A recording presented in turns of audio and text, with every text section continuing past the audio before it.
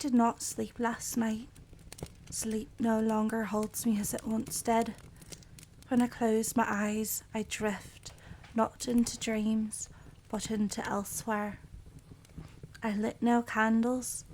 I left the fire cold.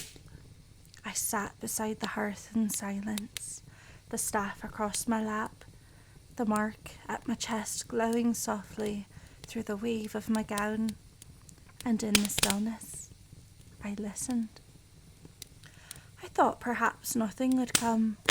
Perhaps the veil had closed again, leaving me to wander alone. But then I heard it, not outside, but from within the stone of the cottage itself, the groan of timber and foundation, not in protest, but in response.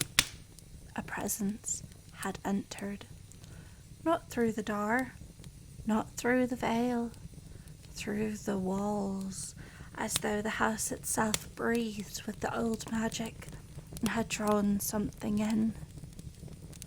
The shadows stretched long and thin along the corners, but they did not frighten me.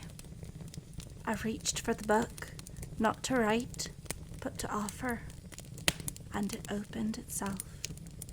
Pages turned without touch, stopping on a leaf I had not seen before.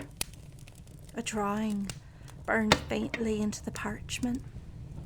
The symbol, yes, but behind it, faint as smoke, a circle of eyes, 12, closed, ringing the symbol like sentries.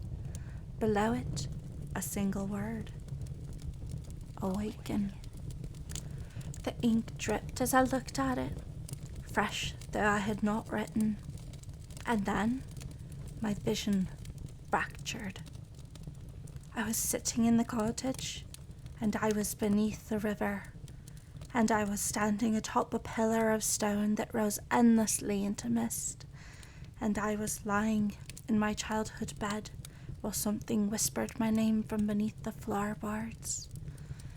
I was everywhere I had ever been, all at once, and the staff in my hand began to hum. Not loud, but like a pulse, a heartbeat that echoed with more than just life. When I returned to myself, fully, wholly, the fire had lit.